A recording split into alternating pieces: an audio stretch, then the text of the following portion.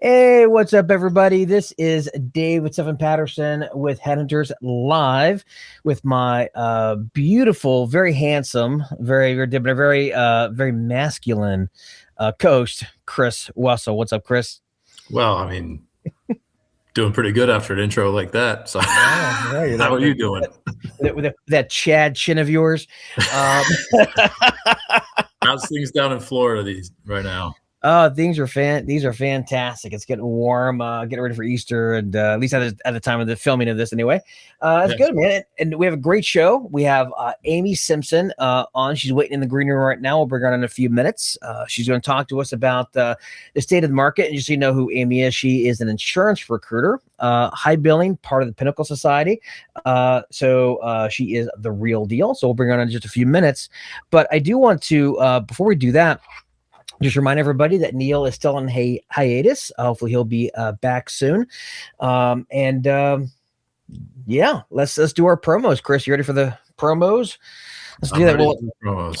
All right. Well, before we bring Amy on, I do want to let you guys know that if you are looking to bring on any sort of contractors, temporary staff, anything like that into the mix to try to smooth out your revenue, if you do a lot of direct hire, but you don't want to deal with the workers' comp, insurance, funding payroll, which is the worst part of it, because that stuff has a lot of teeth. Go to backofficenow.com. You'll get a free quote. And I can't guarantee it, but I can almost guarantee it. It'll be one of the cheapest you'll find in the industry with probably the best service. So everybody I've referred to him has been very happy, and I've used Boss on and off a bunch over the years. I used to have a firm where I funded payroll. Sometimes I factored invoices or whatever. I did the whole. I funded temps all different kinds of ways. This is substantially easier, and it's a good deal. So for what it's worth, we drink our Kool-Aid. I don't know what kind of Kool-Aid you're drinking there. Only the kind Neil gave me. That Jonestown Kool-Aid. No, they are good though, and listen, it's a really great interface too for both on our side and also for the employees. It's really simple. So. Excellent. Yeah. So there you go. Right from the horse's mouth. And also for those who don't know, I run a company called The Digital Headhunter. We build out sales and marketing systems for independent recruiters and small search firms. I won't go into anything deep here because I want to make sure we get to our guests, but just know we've worked with over 600 firms all over the world, quite literally on 6 out of 7 continents. We've been there, done that. Bought the t-shirt, and so we could deliver leads to you. Just go to realdsp.me/system. I've got a 14-minute video on there detailing exactly what we build and why it works, so check that out. All right, with that said, let's bring on Amy. Now, before I bring her on, if you guys can do me a favor, just make sure that if you're watching this live, comment live. If you're watching a replay, comment replay. We want to see who is watching the show. Please share the show with everyone that you know. And with that being said, let's bring on our guest, Amy Simpson. We're going to bring you up on top. Let's see if it's going to drop down Chris or myself. Here we go. Oh, it's Chris this time. Gonna hide that Chad chin of yours. I guess I'm the bottom this time. Okay. All right, we'll get it. There we go. We can see you. All right, Amy. Well, welcome to the show. Thank you for being here. Hi, nice to be here. Thank you for having me. Excellent. Well, that said, so for the benefit of our audience, if you could tell us who are you and what do you do?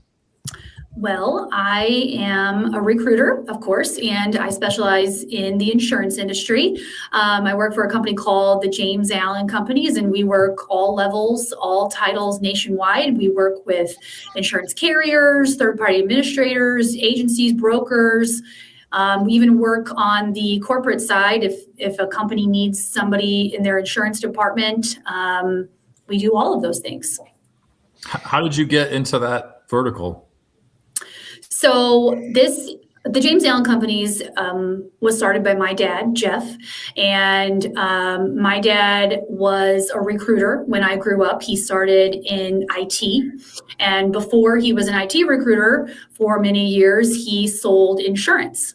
And so came to a point in his life where he decided to go out on his own, and he married those two genres, and became an insurance recruiting firm. And so I started with him when I was a senior in college and just learned the lingo, learned the insurance industry, and that's what we've always done.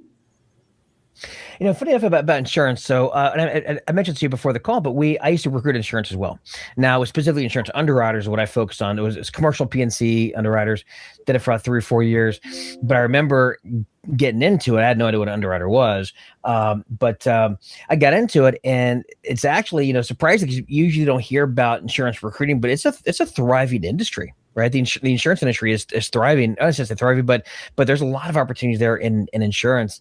And I'm curious, have you seen in the insurance industry itself, and you've been doing this for like 20 years, I believe, something like that, like for one up? How has it, have there been any issues with the insurance industry? Do you see it, growing? Is it declining? Like, what's your take on the industry right now? So it's stable, in my opinion. I mean, I've been doing this for a long time. It'll be 21 years in June. And so, we've seen our ebbs and our flows.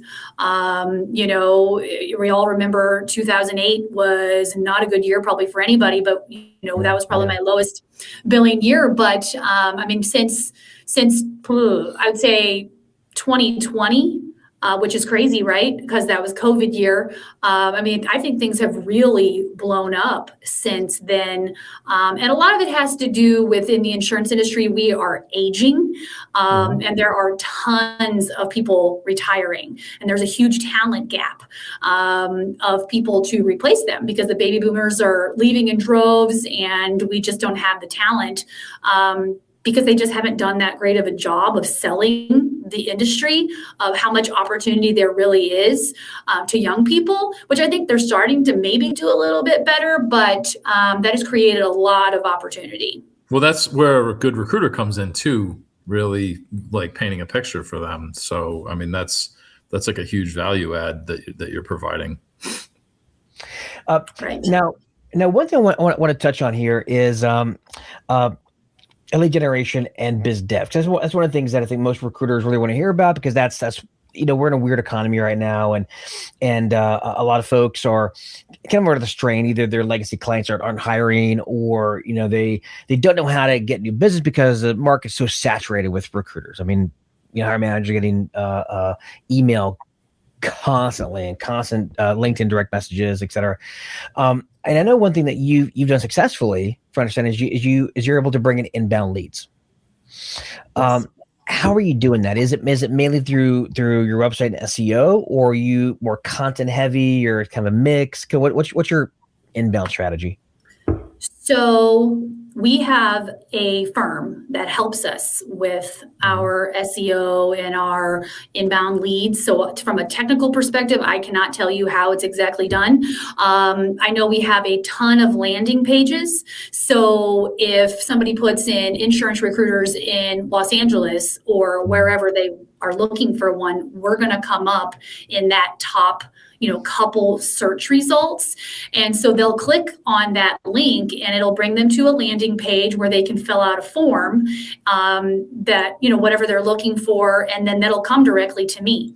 And so, I answer those leads pretty much instantly. If I'm there and I'm available, I'll make the phone call, reach out to that lead, see what they're looking for. And if I'm interested in working on that job, most of the time I can turn that lead into a search assignment.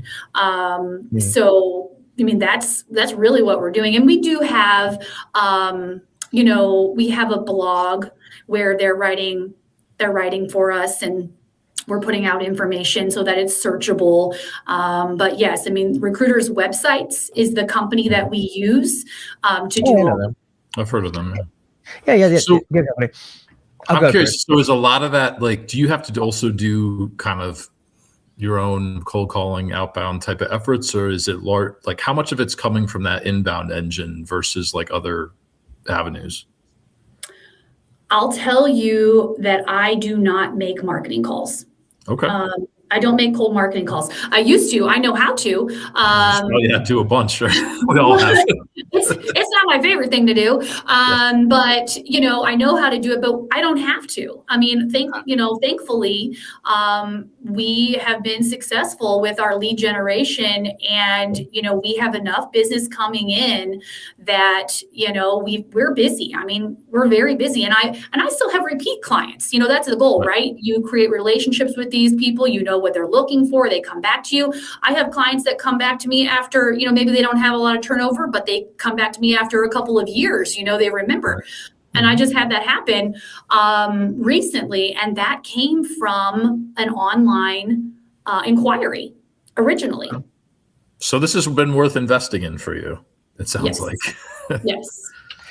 Well, speaking about keeping clients, I know that keeping clients is a challenge because, it's like, I don't know, when if you're dating somebody and that person keeps going to a club and they get approached all day, all night, every night, it's not a competition, you know what I mean? And that's tough when you've got a client, that they're being hit on by, 5-10 recruiters a day or per week, whatever.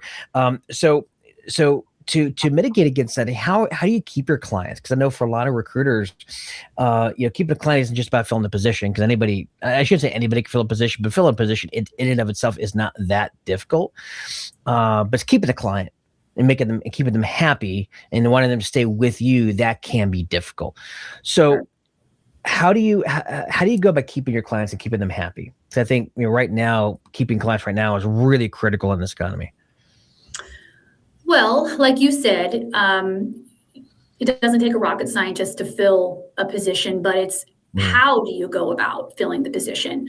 I always tell my clients, I am quality over quantity. You're not going to get a lot of candidates from me. It's just not going to happen because I'm screening dozens of people out that you're never going to see. I'm qualifying them. I'm making sure that they fit the position, they fit the company culture, and I'm working with them. I want to be, and I try to be a partner with the client and not just a transaction. And I think that is the key there. And sometimes, you have a client that won't let you be a partner. And those tend to be the companies that maybe you don't do a whole lot of business with. Maybe it's a one-off. But those that really view you as an extension of who they are, those are the clients that are going to keep coming back. And those are the people that you want to work with, that I want to work with. So, I mean, it's just that value add. I can help you to more than just fill a seat. I can help you to retain your talent if you will allow me to do that. And so, I mean, I hope that answers your question. So, and related, what's your engagement model typically? What's your go-to? Or do you have a engagement fee up front? Are you contingency? Are you exclusive contingency? What's your kind of go-to? So we are primarily contingency, but moving more towards an engaged or like an engaged type of situation where they put money down. So it's not a full retainer, but everybody's got skin in the game, and, obviously I'm going to fill that job, right? Because I know that they're serious about filling it. And so I've been trying to move more towards that, but most of what we do is still on the contingency side. Sure. And even in contingency, there's shades of contingency, right? There's at least making sure you have an exclusive contingent relationship, or, making sure that there's not 17 other people working on it and that kind of thing. Oh, yeah. I'm sure you probably encounter some that are hey, we've called we've 5 recruiters working on this already. What's your angle when they say that to you? I turn it down. Yeah. No, that's good. That's good. Yeah. Okay. No. I mean, I just tell them I'm not going to be one of 5 recruiters. I mean, that's too many. It muddies the waters. This industry is too small, and I don't have time for that. So I just tell them no. Well, there's also the fact that when you're bringing in enough clients, whether it be inbound leads or outbound, or just or you have existing clients that keep giving you business, it gets really easy to turn down clients. I think a big part of it is just like marriage. you could be the best husband in the world, but if you marry a crappy wife, you know what I mean? Or if you'd be the best wife in the world, but you marry a crappy husband, it's hard to keep that together. It's a two-way partnership. And just like a dating, if you have no options, maybe if you got a face bill for radio and take your first option, and your first option is a shitty partner, that's the only one you got, versus, when you're able to, attract more people, it allows you to pick the best, and then again, it's a two-way partnerships. I know that helps a lot, is having that inbound business. So you don't feel like you have to take business, right, or bad business. Well, could I just, with the inbound business, so that's obviously not what you've done the entire 20 years. So I'm just curious, like, when did that come into play? And because at first you were probably like, maybe this will work, maybe it won't. You dip your toe. Like, how long has that been going for you? It's probably been close to 10 years. Okay. That we've been doing that. And I will say, that does not happen overnight. That takes time to build, and to, for people to be able to find those, and to build the SEO and all of that. So I don't want people to feel like, oh, if I do that right now, then next month I'm not going to have to make cold calls anymore. That's not the case. And any, I think, good company that's doing that service, that's providing that service, they will tell you that. I mean, and it is an investment, but it's definitely worth it. It's paid off for sure. Yeah. Well, in looking at your content strategies, so you mentioned the landing pages, you mentioned the blogs. When people find you, are you doing it through content, meaning, for example, like lead magnets or guides, or is it really just a matter of having the right keywords on your website, making sure that you're writing enough blog articles so that eventually you get ranked? Are you also driving people, like, say, landing pages where you have guides, or resources where they could download it with their email? So are you doing that, or is it mainly just the SEO side of things when it comes to content? I really don't know the answer to that question because I'm not doing it. I think it's SEO, but I really don't know. But Steve at Recruiter's websites, call him. He will tell you what we're doing. Yeah, that's cool. Steve, the check better be in the mail, sir. Well, it's funny when it comes, though, to the expertise, and we lean on expertise, right? All the time people will ask me, if they're not a business owner, they'll ask me, like, as a business owner, like, hey, do you know if this is deductible, that's deductible? I don't know. Ask my CPA. Yeah. My answer will probably be wrong. Ask my accountant. So same thing. Ask my web guy. Right. I mean, let the people who do what they do it well, so that I can do what I do well. There you go. Now, I'm curious, for the clients that you have, obviously, not everyone's going to be hiring all the time. So you're going to have some clients who hire from you, and then they're quiet for maybe a year or two, and they hire from you again. How are you keeping in contact with your clients to make sure that they remain warm, they're not being, I guess, stolen away, right? So what do you do to maintain contact? Probably not enough, honestly. Yeah. I think that, I reach out from time to time, but I probably don't do enough of that, just checking in kind of thing.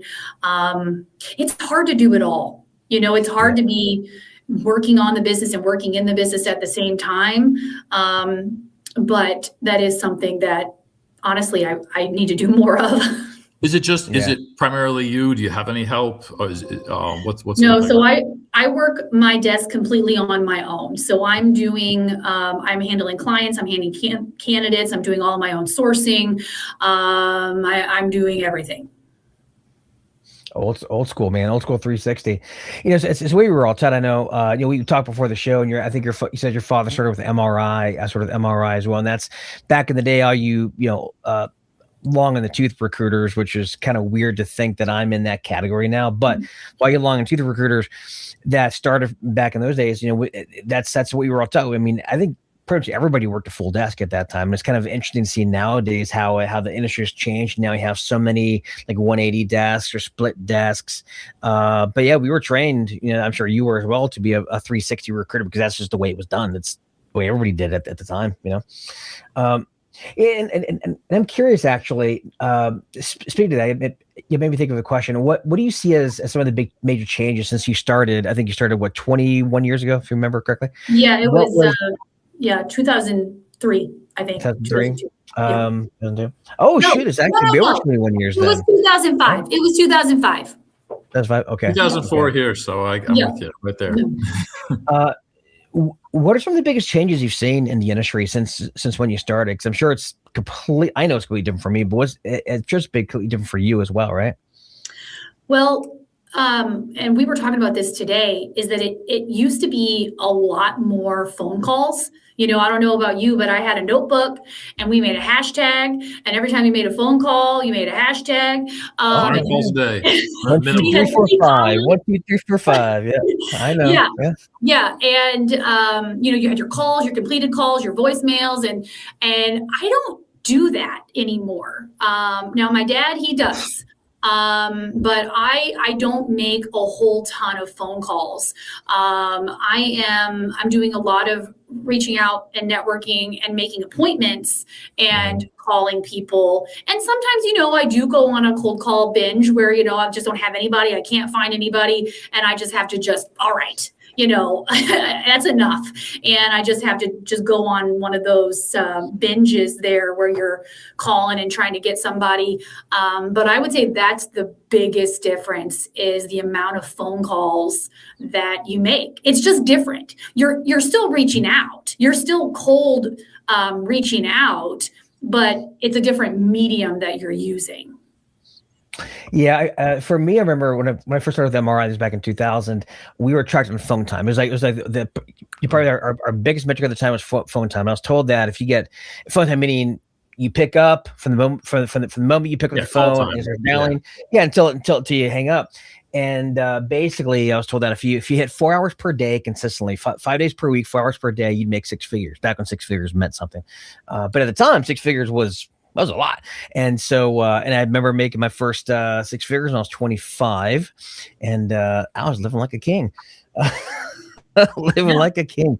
But yeah, it was like me back when we made that. Don't have anything to show for it then. Yeah. Or at least not from that money, but definitely the money that was made back then gone. But but it's one of those. Yeah, it's I think about all the ways I wasted money back then. Gosh, I don't want to think about that.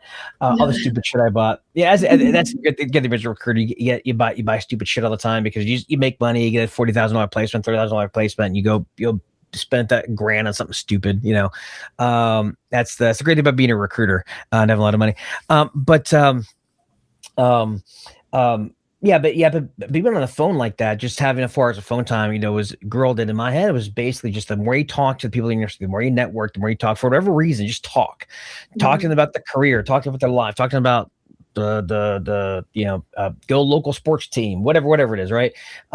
Because the more you talk, the more you build relationships, and also the more opportunities you'll find. Because I was told, like, look, we're going to give you a niche, but it might actually end up somewhere different, and you got to find those veins of gold and follow it. So I'm curious, in your insurance recruiting career, did it end up like that for you, where you maybe started a little bit broad and you kind of found maybe some veins of gold just through networking? Is that kind of the way you built your desk? Or if not, like, how did you do it? So it's funny because, people will ask you that all the time. And I mean, it's literally, I work every job that you can think of.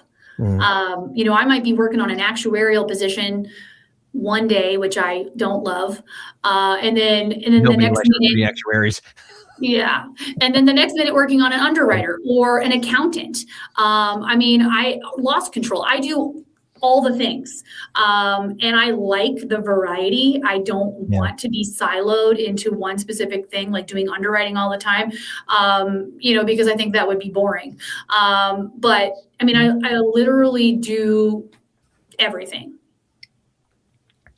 Yeah, I remember speaking of actuary, so I was in a management recruiter's office that had a fairly big insurance group. It's probably 2/3, about 12 recruiters. I think maybe 2/3 of them recruited some sort of insurance. I think there's a surety bonds recruiter. I was one of two underwriting recruiters. There's somebody did claims, but I remember there's one old fella. I guess it was Russ Hill, and he recruited actuaries. And he told me, he's like, whatever you do not ever get stuck recruiting actuarial positions. It sucks. I wish I don't have to do it, but that was his niche, and he made a lot of money doing it. But he said that they were so dry. Yeah. The best actuarial recruiters were actuaries themselves, for sure. because they can talk their talk. They have the same personality. Yeah, for sure. They're very smart, though. Don't get me wrong. Actuaries, you got to be smart. I always mention actuaries, kind of like if you watch the movie or read the book Dune. Remember Dune? And you had the mentats. Yep. The mentats were like people that were bred to have that's like like brains that operate like a computer. I always imagine actuaries be based like mentats from Dune. But anyway, all right. So let's move on from just what you've been doing in terms of biz dev. Let's start looking about tech. And in fact, I want to ask: are you using AI at all in your business? Or have you started using AI? Yeah. So, we use, of course, ChatGPT, and we have other, software systems that are AI that we are using, and we're constantly testing different things out. But we're not really tool heavy. You know what I mean? Like, it's still, we're still doing the things. We're still talking to people, and it's just AI is helpful, I think, with sourcing. It can be helpful with sourcing, and of course with your admin tasks, writing job descriptions and emails and things like that. Is there anything that you want to be doing with AI or that you want to explore that you haven't yet? I don't know. There may be things out there that I don't know about yet.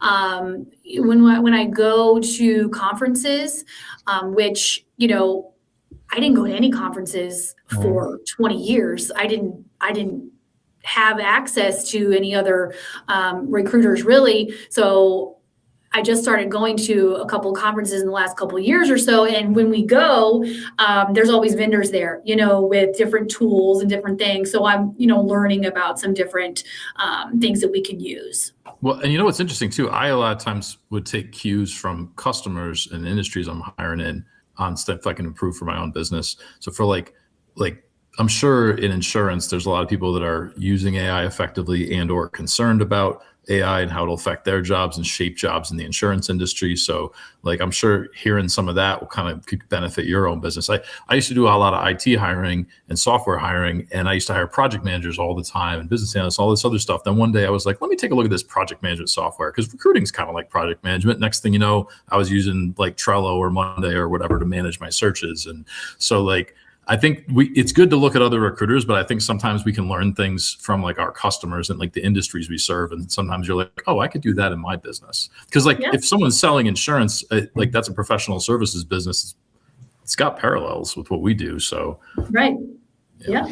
I have to imagine this. It's always dangerous though to get sucked into the new toys. That's one of the things that I have an issue with, because I love new toys. I'm a techie guy myself. I don't want to say I'm necessarily a nerd necessarily, but I'm probably nerd adjacent to where or geek adjacent. So I like all the tools, and I always have to make sure that I'm not getting sucked into it. But let's talk about your clients, because another one thing that we're hearing a lot from the industry is that AI is, I hate to use the word disruption because it's so cliche, but disrupting the industry. I think it was Oracle just laid off 30,000 people yesterday, or maybe the day before yesterday. 30,000 people, I believe, with a 6 a.m. email effective immediately, and a lot of that due to AI, right? Are you seeing that in the insurance industry, where folks are getting right-sized because they're being replaced by AI? Do you see that? I personally have not seen it yet. I could see where maybe it would be coming in some of the things, but no, I have not. Do you feel, in talking to candidates, do you feel as if that's a concern of theirs? Are you hearing that bubbling up when you're talking to candidates, or is that not even on the radar? I'm not. I'm really not hearing it. I talk to a lot of people. I think that the insurance industry is so specialized and so specific. I don't know how to make this stop ringing. Can you hear that ringing? Yeah, I can hear it. All right. But they're so specialized, we're very specific. Everybody has a specific job that still needs a brain. And so we're not really experiencing that right now. Really? Okay. Well, good. No, knock on wood. Knock on wood. Yeah, because I know some ministries. It's That's for example. So actually, my son actually wanted to be a developer. He wanted to be a developer for many, many years, and he ended up. I get a job at Raytheon as a Scrum Master because he decided he didn't want to be a developer because of the same thing. Now, you have a coder do the job of 10 coders or 20 coders right now, and so being a developer kind of stinks. You don't get the big paychecks anymore like you did 3-4 years ago. So I'd be curious to find out if that's happening or that's going to happen in insurance or what'll happen over the next few years. But I don't know that's a concern. I know it's a concern for a lot of recruiters out there. Do you find that, and again, I'm curious in your industry, not from the candidate side necessarily now, but on the recruiting side, I do know that there are in some industries, some companies are starting to use AI systems, like for example, for the sourcing, to recruit for positions where they would normally have a recruiter, now it's a recruiter recruiting them. Are you seeing that at all in your industry, are you still insulated from that?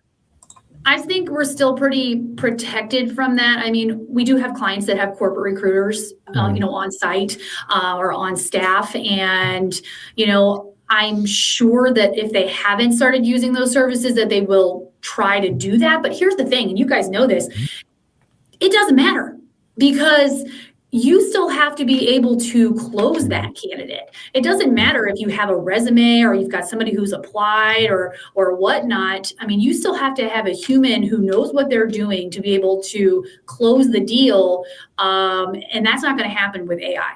You know what I'm saying? Yeah, you can. It's not a finding we get paid for. It's the getting it across the finish line. Like I had a conversation yesterday with a candidate who was pondering possibly stepping out of the interview process for this one role, and just because he had a couple really just basic scheduling issues, as it turned out, was still interested, this and that. And then I talked through him and explained essentially that we could still get him in a couple of weeks. It wouldn't be a big deal because they weren't going to make a decision in the next few weeks. They had other people interviewing, blah, blah, blah. End of the day, he was like, yeah, you know what? I'll keep going. That makes sense. And ChatGPT is not going to do that, right? Like no. They're not going to have a real conversation. Yeah. Yeah, and the corporate recruiters and the HR people, I mean, they have no idea what we do on the back end to try to, to get deals done. I mean, they have no idea. We're part counselor and psychologist and, marriage therapist and all the things that, you just do automatically after you've been doing this for a long time. And it just comes natural to you. But yeah, I mean, an AI is not going to be able to do that. But if you got into recruiting right around COVID and where anybody with like an email address could make money, you're at risk. Yeah, because you're like a lot of commodity recruiters out there that are hurting right now because they weren't really closed necessarily, or they didn't build up their skill set there. They just sent resumes, and just by sheer volume, they were able to make money. Yeah. Right. But anyway, preaching to the choir. Speaking of being marriage counselor, so I remember, so it wasn't this goes back to relationships with him. Did actuaries?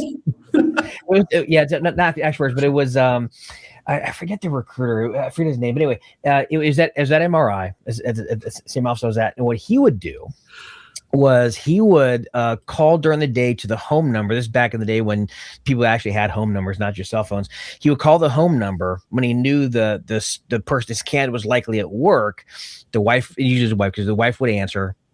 It was Joe Blow there. Oh no, he's at work. Oh, sorry, this is Bob Johnson, the recruiter he's working with. Because what he wanted to do, especially if it was a relocation, what he wanted to do was he wanted to find out if the wife said, "What recruiter? What job?"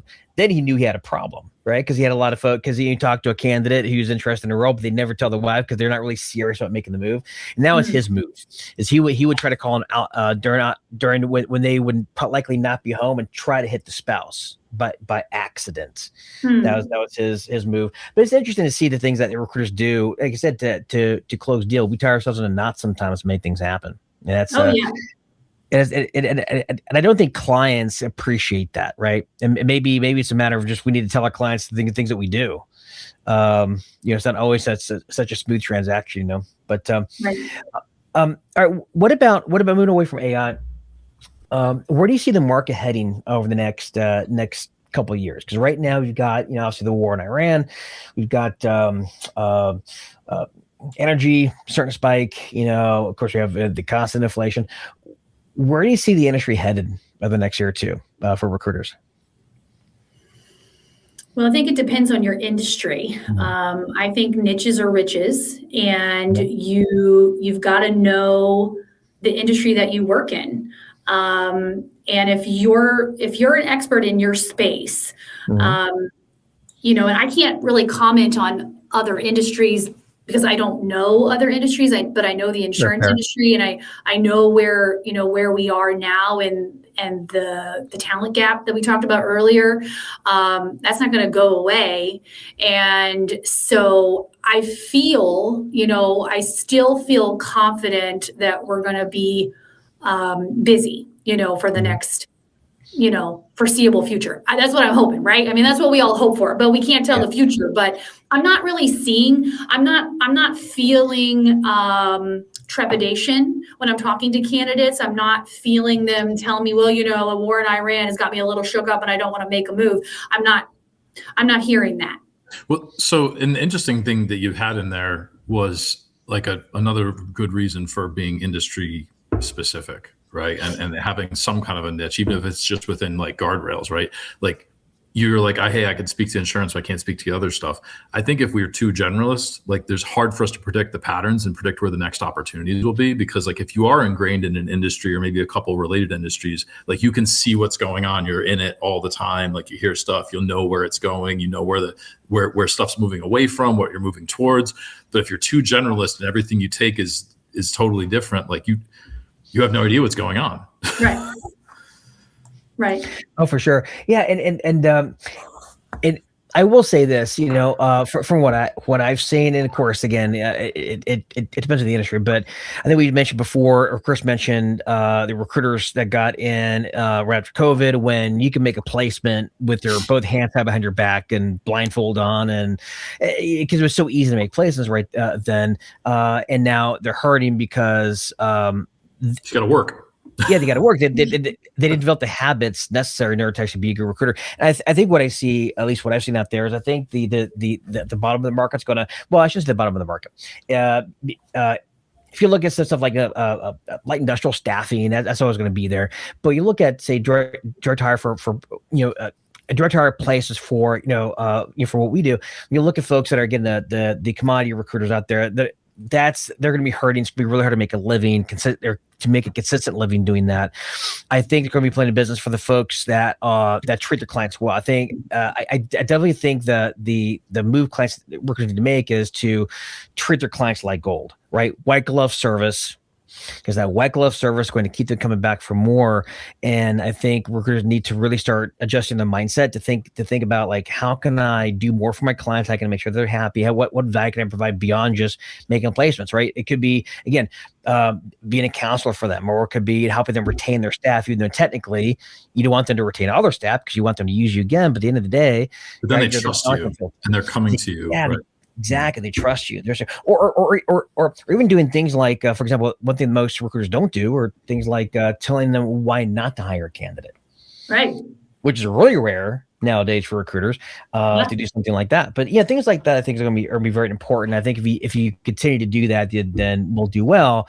The ones who don't, or act like they were 4 or 5 years ago and think it's going to be successful, we're going to have a real rude awakening, unfortunately. Right. Well, actually, I should say fortunately. Actually, it'll clean up the business a little bit. All right, so we're about to wrap up here, but I want to ask one final like big question here. Let's say this is a hypothetical scenario. I'm going to put you on the spot here. Okay. If today you lost all of your business, 100% of your clients, lost your website, lost everything, and you had to restart from ground zero over this next year, or what would you do to rebuild your business from the ground? Well, you'd have to pick up the phone and you'd have to start calling. Do I have access? Do I know who my clients were in this scenario? Yeah. That's it. We have to get all brand new clients, all brand new candidates. Yeah, I mean, you just have to pick up the phone. I mean, that is, the number one thing. And I was thinking of this just a second ago. I mean, going back to the basics, I mean, is 100% important. No matter what you're doing, no matter what tools you have to be able to be willing to pick up the phone, make the phone calls. Like right now, with the inbound marketing that we're doing, we don't have to make a whole lot of phone calls, but would I do it? Yeah. Can I do it? Yes. And if I lost all my clients and I had to start over, then that's exactly what I would do. I would just call and I would introduce myself and I would tell them what I do, what I do, and find out what their needs are and just go back to the basics. I mean, sometimes we lose sight of that with all the shiny things, the tools. We get so wrapped up in doing things better that we forget how we're supposed to do them originally. And so I think that's, well, might not be the best answer. That's not the sexy answer, but that's what I would do. That's real answer. Well, that's one thing when you said before you don't make cold calls anymore because you don't have to, but you don't have to because you did the work prior. You did the work. You made the cold calls. You got to the point where you don't have to. But I think a lot of younger recruiters nowadays, they don't do that first step, and so they're sending out email sequences and LinkedIn campaigns and all that kind of jazz, and they're getting business. I'm like, have you picked up the phone? Like right. No, they don't do that, and that's I think that's one thing that's missing. I do think that the recruiter who's willing to make cold calls nowadays is going to stand out like a fart in the library. You know what I mean? In a good way, or stand up because very few people are actually doing that. But anyway, all right. Well, Amy, thank you for being on. It was a pleasure having you. And it's time for us to wrap up. We're about to turn into pumpkins here. With that said, if anybody wants to connect with Amy, I'm going to put her LinkedIn profile here up on the screen. Sorry, Chad. Chris's chin. So connect with Amy. Tell her that heard her on the show. And with that said, folks that are watching, if you're watching live, comment live. Watch replay, comment replay. And with that being said, thank you very much, everybody. Amy, it was a pleasure. Yes, nice to meet you all.